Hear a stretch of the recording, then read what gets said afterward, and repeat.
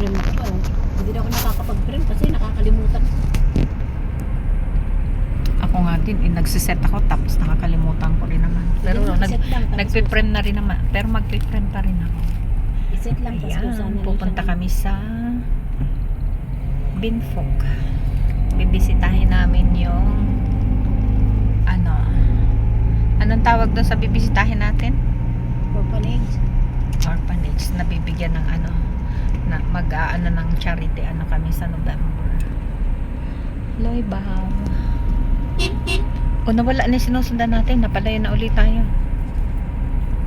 Kanya bilisan mo kasi baka mawala sa paningin mo. Para hindi ka maghanap. Yung nagsihilaw-hilaw. Oo, lagi siyang nagsisignal. Alam niyang sinusundan natin eh.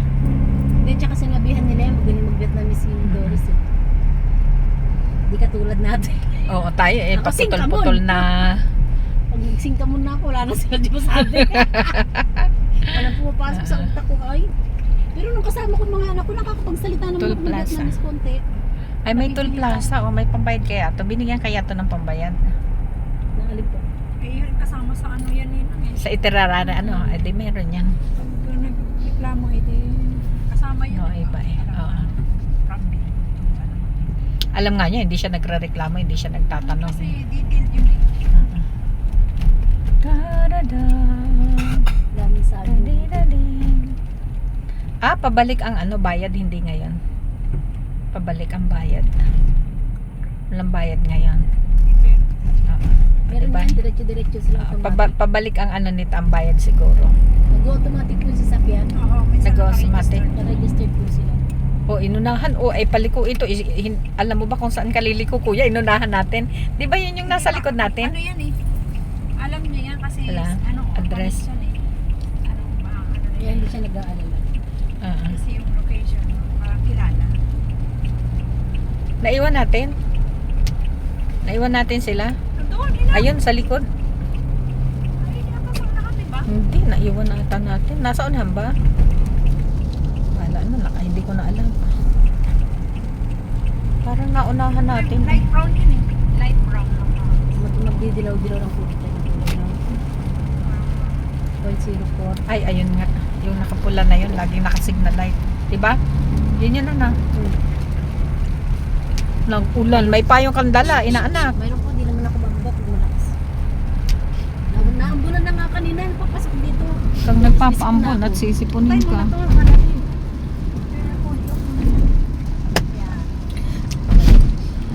May ilog. May ilog. Karugtong ito ata ng ilog sa eh.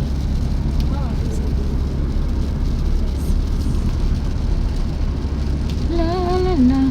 Parang yan yung papunta sa doon tumatawid. 'Di ba, Bel? Pag papunta sa KNF dati, ay sa sa Aron Bina, may ganyan dinadaanan, 'di ba? Nagrororo. Oo, 'di ba? Nasakay tayo ang sasakyan sinasakay sa Roro. Pag pumupunta sa Aron, hindi ka ba nakaano doon? 'Di ba napunta ka dati? Lagi tayo napunta noon. Shortcut yun eh. Nagroro ka rin. Oo, dalawang beses na.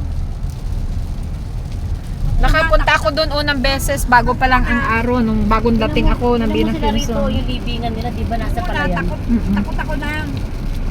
Takot talaga ako. Pero nung Bakit kaya libingan dito, nasa palayan? Ganyan talaga ang nila eh. blessing sa kanila yan. Bin. Pinababantayan nila yung palayan nila sa mga namatay nilang Ano daw kasi yun, pagka yung namatayan, tapos yung halaman, parang ganun, nila sa halaman. Ang alam ko pa kung saan ang lupa mong pag-aari, doon ka maglilibing. Hindi ka pwedeng maglibing sa iba. Pero ngayon may na sila, may common cemetery na sila para sa atin. Bawal nang maglibing kung Doon kasi sa saan. likod lang ng bahay, kahit sa Ho Chi Minh. Oo. Kung saan ang lupa mo, doon.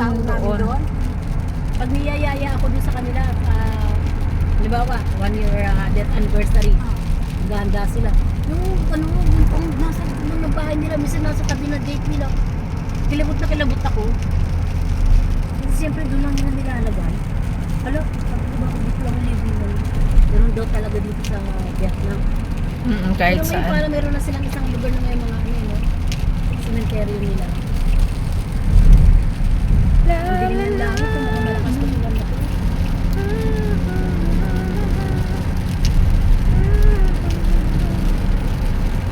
Nakasunod lang siya.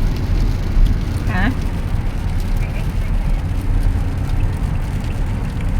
Nauna ba tayo o nasa unahan pa rin natin? 0.4 ang dulo, ano ba? Diba, ano ba sinasabi ng 0.43 itong ating sinasakyan. Complete sa sasabi ni Mabel, kaya ka pa. Maliligaw to si Mabel sa sasakyan. Alam mo nilang noon, nung nasa Cavite kami noon, tapos umuwi kami ng probinsya. Kasi parang Ano ba kayo ng bus? Ibang bus ang sinakyan mo? Bawat terminal. Sabi ko, bakit iba na yung katabi ko? Alam mo, buti di pa nakandar. Iba pala ang way noon. Lintik na yun. Pupunta sa Sara Bisaya. ulo. Biyahing Bisaya, pagtingin ko, iba yung karatula. Sabi ko, nasa na pati yung number ko? Ano daw bang biyahe? Sabi nung doktor. Hindi mo tinandaan pagbaba mo? Hindi ko Sira natandaan. ulo. Ang Basta siyara ko. magkakulay. Basta magkakulay lang yung bus. Ako ako naman kahit hindi pag bumababa ako, tinatandaan ko yung plate number. Hindi ko nga natandaan. Diyos ko, Ah, sabi ko, galing Mawawala diet ka yun. talaga. Sabi ko, galing diet pa Manila. Tinuro doon. Buti di pa nakaandar. Di mo pa sinabi kung Cubao o Pasay, basta pa Manila. Aray ko, Diyos ko po. Pasay naman lagi. Pasay kami lagi.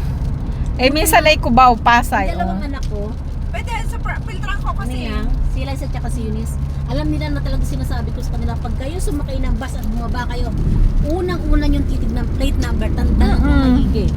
Ginagano ko sila. Kasi mawawala ka talaga, may iiwanan ka or hindi naman hahanapin ng Alam mo, hindi naman, naghahanap din naman yung conductor kaso, kung nakasakay ka na sa ibang bus, paano ka makahanap? Oo. Hindi, minsan matanong lang, ano po, wala na pong naiwan. Ganun lang, sigaw ng ganon ang konduktor minsan malay naman ng konduktor kung sino, Ang magko-concern lang sa'yo, yung nakatabi mo mismo kung may katabi ka. Ay, wala pa po yung katabi ko, ganun Baka isipin naman ang katabi mo, talagang doon ka nalang bababa. Oo. Ako ganun pag may katabi ako, tas wala pa, tapos natanong na ang ay, wala pa po yung katabi ko, ganun. Ako ganun din ako, kasi pinimitida nga ako. Ay, tingnan ko po kuya, yung katabi ko wala pa po, baka nawala na. Ako nagaganon din ako. Ano po kulay ng suot nun? Sabi sa akin. Natanda ko suot ng katabi ko. Yung kumalik-balik ako na sa Pangasinan. Oy, alam mo, Bel, may na-experience akong lumuwas ako ng Maynila. Galing Bicol, papuluwas akong Maynila. May manyak akong nakatabi ka mo. May manyak akong nakatabi. Meron ka talagang makakatabi na di ba? May bastos na. Oo. Kunyara tutulog-tulugan yun. Oo, tutulog-tulugan. Yung pala gumagala na ang kamay. Buset na yan. Parental guidance yan, ha? Naka-experience ako noon one time. Nakipagpalit ako ng upuan. Sira ulo.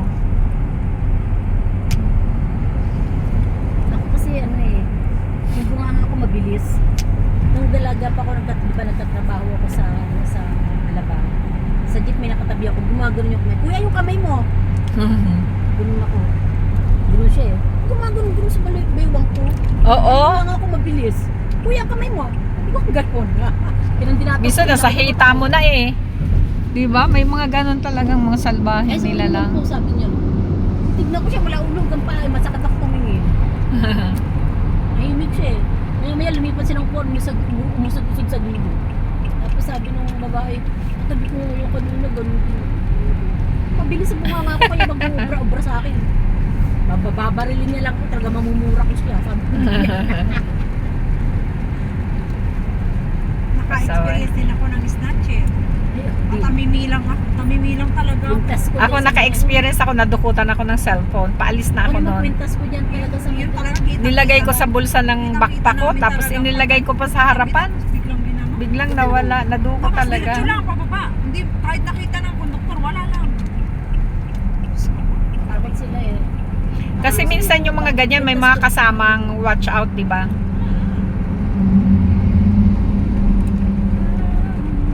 Tapit-tapit. Nagmalay na yung wala na yung kwintas niya. Parang hypnotize lang siya. Pababa na agad. Pero kita ko pala ng paglang. Ganda ng mga puno. Ang laki talagang swerte natin sa mga taga Middle East. Sa Yung pinunta ko sa Jordan, pag ganyan mo talaga, wala kang makikita kahit ano. Kasi halos disyerte na yung Oo, Ninang. disyerto talaga siya. Napakainit. Diyos Diba ko. nagpunta ka pa nga sa Dead Sea. Mm-mm. Sabi ni Ninang, Sa Dead Sea wala talaga nabubuhay doon. Mm-mm. sabi ni Ninang doon, ang mga bahay dito ay parang antik. Oo. Walang pintura. Mm-mm. Talaga dito, talagang maswerte tayo kasi ang dami nating green, maano, walang hirap. Hmm. Doon talaga, Diyos ko. Yan ang living. Pero ang ganda rin naman ng bansa nila, kaso nga lang talaga, wala kang makikitang ganyan. Nasa palayan. Maswerte talaga ang lugar natin. Maswerte tayo dito sa Asia.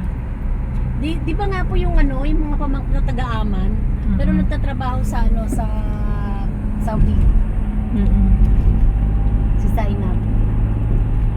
Sabi ko sa kanya, nasa ano ka ngayon, nasa Amman ka kasi yung kasamahan namin pupunta dyan. Sabi niya, no tita, I'm here in Dubai. Nasa Dubai sa secretary. Mm. Sinabi ko sa iyo na yung pinsan ko na nag-asawa ng Giordano. Mm-mm. Tapos unang tatlong babae pinalipad mo. Pero alam mo, safe din sa Jordan, parang Vietnam din. Base sa experience ko ha. Ano sila, tahimik lang din. Hindi naman talaga nakakatakot. Ang Iraq ang nakakatakot na pupuntahan mo nina. Pero lahat ng lugar, hindi. Iraq talaga, huwag kang papasok sa Iraq. Bawal talaga sa Iraq. Hindi open country. Hindi. Yung Iraq talaga, pero kung yung mga Jordan, Bangladesh, Pakistan, pag alam nilang foreigner ka, lalo na pag alam nilang pupunta ka doon para magano, gagalang ka